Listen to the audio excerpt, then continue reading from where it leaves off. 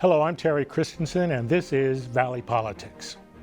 Our guests today are Jessica Paz-Cedillos and Vanessa Shieh, the co-executive directors of the School of Arts and Culture at San Jose's Mexican Heritage Plaza. They'll tell us what's been happening at the plaza and about an ambitious project that could transform a significant part of the East Side while sustaining the existing community. And that's what's coming up on Valley Politics.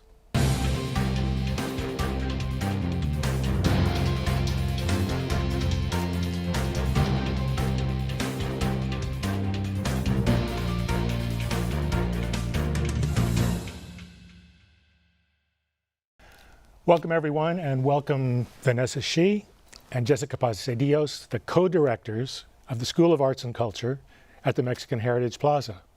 Thank you. Thank you. Well, tell us what it's like being co-directors. How much do you argue? How do you balance being a dual boss? You know, I think that we complement each other really well. One of the things that we were really able to do was to be able to come into co-directorship intentionally with a lot of guidance. We worked with a fantastic coach, Janera Solomon, right, who prepped us and also prepped our board for co-leadership. Jess is a fantastic work wife. She's a fantastic partner. There's a lot of work and it's hard, and it's fantastic and wonderful to share that work with Jess. Yeah, and then I think one of the things that is important for our community to know is that when Tamara Alvarado, our predecessor, was recruited to lead the School of Arts and Culture, so was Vanessa, right? And so both of them were approached by Connie Martinez to take a leadership role within. And so Tamara served as the external leader, and Vanessa Shieh was very much the internal leader. And so prior to me applying to be the executive director, Vanessa actually served as interim executive director, and she and I, you know, had conversations before I put my name in the running. So Tamara had approached me and said, hey, listen, like, you're one of three, and, you know, here's what you need to know about the team. And Vanessa, you know, is an important person in terms of like the work that the organization does and what she holds, right? And so when I became executive director, and that was for about 2 years, 3 years, because we just celebrated our anniversary. Like almost 3 years, yeah. Right, so we internally functioned as co-executive directors, and really the work was to convince our board, right? And so we hired a consultant. We worked with Janera, who is an amazing woman, and you know, we were able to bring our board along. And I think for us, the turning point was the pandemic, right? To be able to show, right, that we were able to weather this and come out stronger. You know, the board, our partners, they saw the strengths that we brought to the table. And so it makes sense. I'm going to ask you something about the pandemic in a few minutes, but Vanessa, we have a little video to introduce us to what happens at the Mexican Heritage Plaza and the School of Arts and Culture. Introduce the video. Yeah, so we have thousands of people who visit us every single year, and I think one of the things that's fantastic about the Mexican Heritage Plaza is we host a number of events that really celebrate the traditions, identities, and cultures that are uniquely San Jose. Okay, let's take a look at the video. The road ahead is best defined when we understand where we've been. This has been a guiding principle for the Mexican Heritage Plaza since it first opened in 1999. The plaza itself stands on sacred ground in East San Jose, as it's the place where Cesar Chavez first rallied communities for farm workers' rights, and heritage is a core value of the School of Arts and Culture. We envision a world where creativity inspires a compassionate and vibrant community. As a cultural institution in East San Jose, tasked with activating a local gem, our mission is to catalyze creativity and empower community. The Mayfair neighborhood, where the Mexican Heritage Plaza is located, is the heir to Cesar Chavez's legacy of resilience and hope. This history is deeply felt by our neighbors who remain predominantly proud working-class, low-income immigrants from Latin America and Asia. And like many who live in the valley, they also face very real challenges when it comes to affordable housing, quality childcare, education, and accessible healthcare options in their own neighborhood. The School of Arts and Culture is going to change that.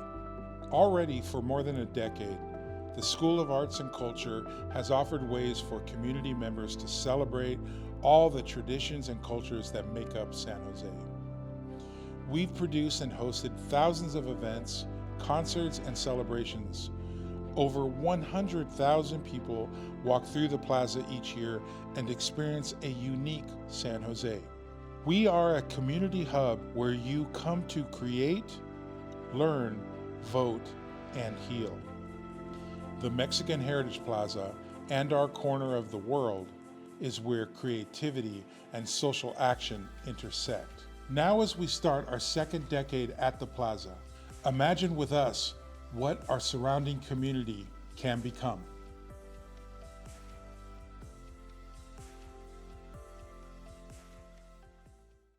And we're back. What goes on at MHP, Mexican Heritage Plaza, besides what we've seen in the video, which is a lot? I know for one thing, you were very active during the COVID pandemic at serving the community. Tell us about that. Yeah, so prior to the pandemic, we had an arts education program that went on hiatus for obvious reasons. We have a community engagement program that is by far our largest program. It's by the way in which we really activate the plaza, right, with our over 60 partners in the community and neighborhood. And we also have a leadership development program. That's our Multicultural Arts Leadership Institute. So all of these activities still take place. And when the pandemic hit, we looked at ourselves in March 2020 and we're like, what are we going to be able to do, right? To, one, keep our team whole, and also really serve as the plaza has served for a number of years for this community, a symbol of hope and resilience, right? And so we leaned heavily into COVID response, right? The community needed food, the community needed testing, and the community needed vaccination. The food program's ongoing, right? Correct. Yes. Yeah, and there's clearly a need for that consistently, unfortunately. Jessica, where's the money come from? Sure. So we are very fortunate to have a diverse revenue mix. We have support from the city of San Jose. We have a long-term lease, 35 years. We also receive county support. We have foundations that have been funding La Plaza since inception, like Packard and Hewlett. And then we also are able to generate about a third of our revenue through our market rate rentals programs. And the reason why that is significant for our organization is because it goes to subsidized programming that is either free or heavily subsidized for the community, right? So we activate the space, right? We see over 150,000 people a year, and some of our partners, right, they get a 75% discount on using the theater, for example, right? And that is because we have a healthy revenue mix, because we have an events program that is able to help offset some of those costs. You mentioned that some of the facilities available for rentals. Who can use the MHP? Sure. Yeah, everybody. And anyone. While it's the Mexican Heritage Plaza and very much the history of that space, that sacred ground in East San Jose is rooted in Mexican culture, it's a place of multicultural and intercultural interaction and intersection, right? So we are one of the go-to venues for Indian classical dance. We we host memorials, we host baptisms and proms and graduations. Marriages? Exactly, right. Weddings. Yeah, we have a fantastic wedding package if that is in your future. But really, we are a space that is, really centered on the community. We invite the community to come and celebrate with us and make memories with us. Let's go to the next video, Sure. which is about your future plans, a That's very right. ambitious project. Jessica, can you introduce that video? Absolutely. So you're about to see a video on La Avenida, which speaks to the future of La Plaza and what we expect to see over the next 5 to 10 years. Okay, here's the video. The School of Arts and Culture's new work adds and develops assets for our neighborhood. In doing so, we deepen opportunities for our shared community life. The anchor of community life is always home. And we hope that we can offer La Plaza as a home to people as part of an affordable housing project. We seek to build on our King parking lot. Imagine a home for 100 local families who choose to thrive here. These are homes that could be for our working class families, teachers, and artists, thanks in part to the local preference policy recently passed by the state of California. What you see now is the pathway these new residents will take when walking from home to the new parking garage in what is now our Alum Rock Avenue lot. This garage will provide over 600 parking spaces for our neighbors as well as a rooftop park.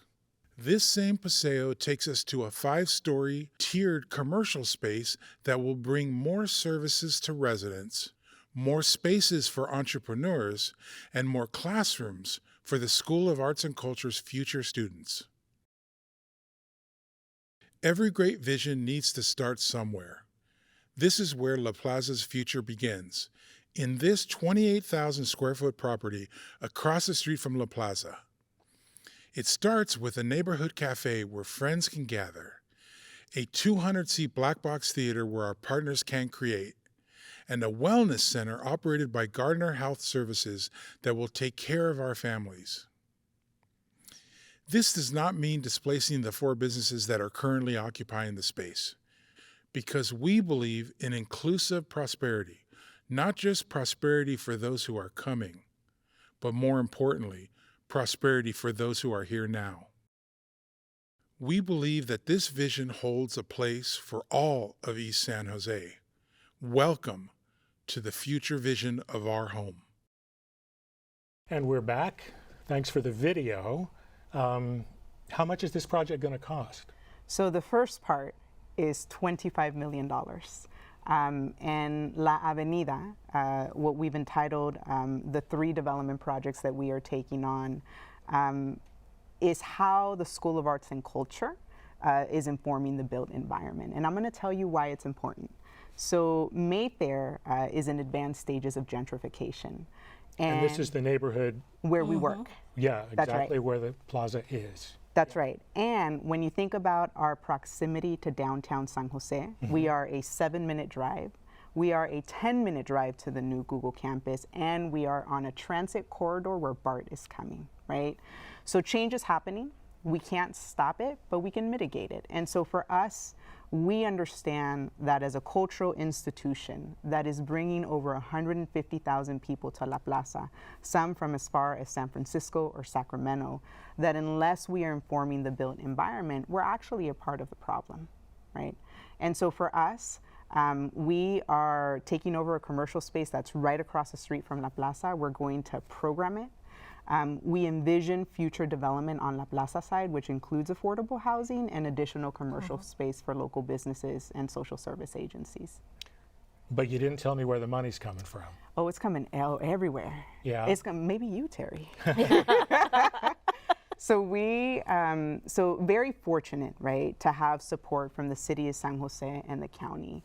And I'll speak about the county first. So they granted SOAC a feasibility grant prior to us even having the building, right? And the reason why that was important is it allowed us to work with partners and experts so that we could determine, you know, are we going to do this? And if we're going to do it successfully, how do we do it, right?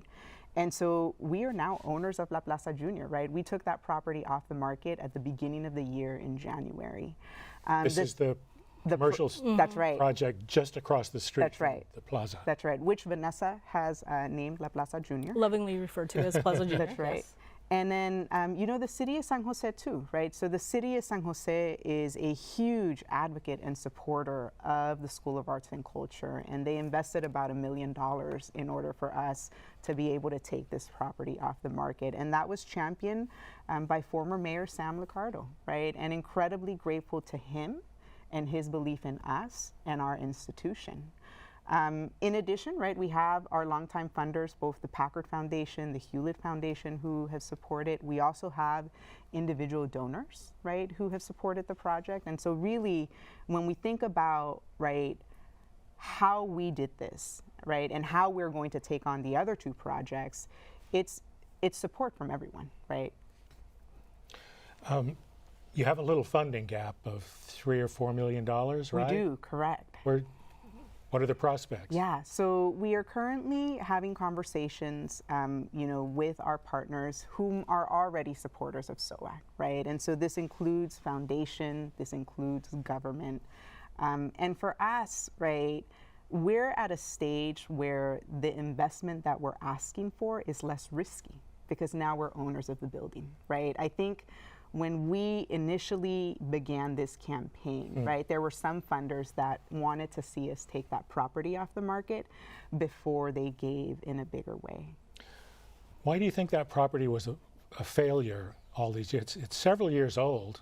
Sure. Most of it's never even been occupied, right? Sure. What do you think went wrong with before you took it over? It's been fairly vacant for the past 8 years. 8 years. Yeah, and actually this is part of the story of like what got us interested in Plaza Junior to begin with, which was every single time the real estate agent was trying to rent out the spaces across the street, the issue was parking, right? The BRT came down Alum Rock Avenue. Classic right? issue with every project in San Jose, yeah, especially on the east side though. Yeah, and right across the street, the Mexican Heritage Plaza has a parking lot. So people were coming over and saying, hey, I could rent this space if I could just guarantee the tenants the use of your lots. Yeah. And of course, like, we have multiple events sometimes in a day, we couldn't offer that, but it got us thinking. It got us thinking like, hey, do we have the solution whereby we could have success in this building that has been largely vacant for almost a decade?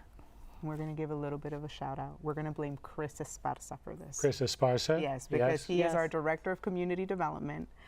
He's been with La Plaza since inception, and he used to run our events program. And when he saw that property, right, and he saw people coming to ask about our parking lot, he's the one who planted the seed, right? What would it look like if we owned it? Chris narrated both videos That's that right. we saw. That's right. He's my neighbor, but he's also That's just a guy with vision. He's done so Yes. many great projects in San Jose, not all of which were successful. Some That's were. right. That's right. Some were successful for a time. This looks like a really big one that could be successful, and that vision is so important to That's right. to moving forward. It must help with fundraising too that you've already raised over 80% That's right. of what you've got, so people can look at your project and say, well, this isn't going to be a risk for me to put some money into That's this. right. It's going to happen. It's just a matter of time. That's right. So who can be the one who puts it over the top? So Terry. Not that kind of donor, Jessica. You know that. Housing is part of the longer-term vision here for as much as 100 families, right?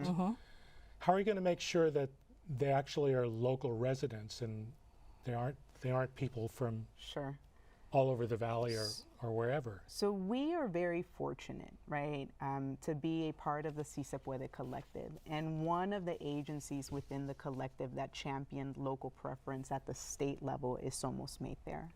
And because of their hard work, it's a policy that now the city of San Jose can take advantage of, right? Yeah. And so when we think about the affordable housing that we're championing, which could be anywhere from 100 to 300 units, right?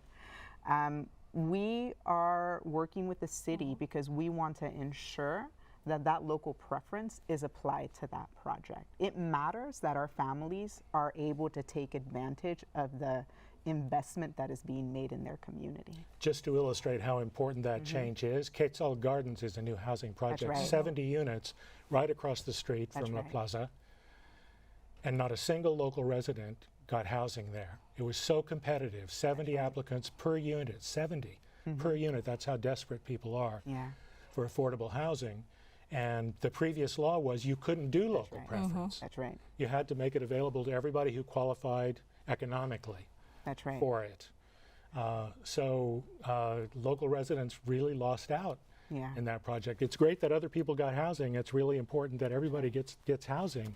But you also want to be able to keep your community together. That's and right. That's a big part of your vision for La Avenida, I think, That's right. Well, and at the end of the day, right, and you talk about this, is we want to ensure, right, that when we're talking about families breaking the cycle of poverty, that they don't have to move out of their community, right, where they've built the connections. And the systems of support that they need, right? Because yes, you can think about potentially moving families into other parts of the city, but that social support and safety net system. Well, and good luck with getting that housing too. That's So. right. That's right.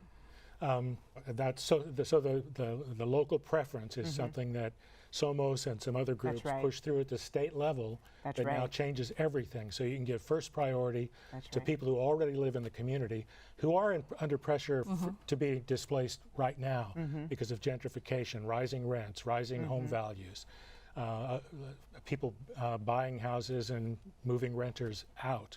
That's So right. that's underway in Mayfair and all over San Jose, but on the east side in particular. And it's great timing for your project that local preference kicks in. What about local businesses? Are any local businesses likely to get displaced by any of the projects you're? Sure. So I think you know the building across the street is a great example of what Chris mentioned about inclusive prosperity, right? There are 4 existing businesses right now at Plaza Junior. We have no intention of displacing them. In fact, I think that some of the challenges that they're facing, like the parking issue, is something that the school can step in and help to alleviate, right? Our goal is to ensure that anyone who wants to stay in the neighborhood has the opportunity to stay in the neighborhood and thrive. That's a big and very, very significant goal. The only kind of bright spot, I guess, about parking is you are on the transit line. That's right. That's right. That's the only bright spot. Yes, and part of the project includes a parking garage. On your plaza It does. side. And so we envision that will serve both the affordable housing, La Plaza's clients, in addition to How many units are you the looking at neighborhood. parking? About 600. 600, Yeah, that's a lot. And our goal too is to try to ensure that like parking structure would have a second life. That's right. Could we build it in such a way that potentially when public transit is a place, right, where it can serve people who have 2 to 3 jobs, like they do in the Mayfair, that it could eventually become housing too. Yeah. That's right. And that can be done. That can be done. That's It right. costs more, Yes, of course, right? but you'll raise more. Absolutely. Jessica, don't ask me. Absolutely. So what's the timeline? When are we going to see Sure. shovels in the ground or renovation of, Sure. what do you call it? We call it Plaza Junior, Plaza Junior? yeah. Placita Yeah. or Plaza Junior. Placita. Yeah. Yeah. So for La Plaza Junior, we anticipate breaking ground at the beginning of 2024, with construction ending at the tail end of that and an opening Really? in 2025. We That's are soon. on a fast track, Yeah. Terry. Yes. Cool. And then as it relates to the plaza side, which includes the affordable housing, the parking garage, and additional commercial space, that is on a 5 to 10 year timeline. If we can do it sooner, we're going to, but we know that it's important to be pragmatic. Right. So this is a show about local politics, Yes. right? Yes. Well, what kind of politics were involved in getting this project underway, Sure. working with the county, working with the city, maybe some special districts too, I don't know. Sure. So I think and I have to thank my predecessors for this, right? So when I think about the Mexican Heritage Plaza and what it means to the community, when I think about how the School of Arts and Culture took a cultural facility and was able to demonstrate to the community, to the city, that we could operate a viable model, right, in order to increase the number of people that we served via cultural programming, right, that mattered. That built a lot of goodwill with both the city. I think it also built goodwill with the county that we served in an emergency response during COVID, right? And so, doing the work, when you do it well, right, it speaks for itself. And so the goodwill was there, right? Now, I also, want to say that we have an incredible team, right? An incredible team that is deeply rooted in San Jose, and they have deep connections, right? So this is not like, a one-woman show or a two-woman show, right? This is a team, right? Chris Esparza is part of that team. Tamara Alvarado, right, who is no longer with the School of Arts and Culture, we consider her part of La Familia. And that is how we were able, right, to do what we did, right? I think for many, right, the fact that that building sat vacant for 7 to 8 years, and then, entering recovery, and within a year we were able to take that off the market. That happened because we had people invested in what we provide for the community, right? And so really, really fortunate to have, good folks. Just so people know, the Mexican Heritage Plaza opened officially in That's right. 1999. That's right. And then it was basically a failure for several years. Some stuff happened, but it couldn't get off the ground. That's right. 2011 is when the School of Arts That's and right. Culture was founded, and that's when it really began to take off, thanks That's to right. new leadership and some very creative programming, and That's right. also I think very community-rooted programming, that it really was programming for the community, very local, That's right. not just big picture, but that too, That's right. right? That's right. So that's 2011, 12 years now, Yeah. 12 years, yeah. and pretty big jump to a pretty big That's right. project coming up. I guess it's the School of Arts and Culture, so at the heart of what you do are arts and culture. That's right. How will that be at the heart of La Avenida? You got it. So, really what we're trying to do is establish a cultural district in East San Jose with the plaza at the heart of it, right? And at the same time, we are working with partners and colleagues in SOFA and Japantown, right? Because as you know, California has the 3 remaining Japantowns in the country, right? But in San Jose, we don't have any cultural districts. So a cultural district designation is a way to identify a neighborhood, right, that could help with the revitalization, with the economic mobility of that neighborhood as well. And we also know that, hey, as property owners, we're able to inform and influence decision making in the neighborhood as well. Well, that's a big, a big change, and to me, the vision I see is like having a downtown East Side, Yes. like Yes. like Lincoln is in Willow Glen. And I know that Chris Esparza shares this vision, Yes.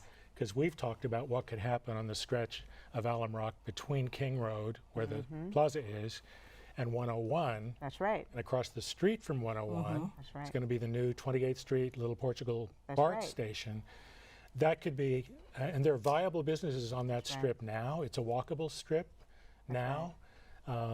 Programming from La Avenida could really enhance and grow that for the community adjacent and for the larger community That's as right. well. We'd all like to go there. I love it. And I think that's one of the things that's so awesome and inspiring about the La Avenida vision, right? Is that it's comprehensive and bold and big, and that everyone can kind of see themselves as part of it. What kind of when you say cultural district, what kind of boundaries are you thinking about? So we're thinking about, we're going to pretend that this is La Plaza.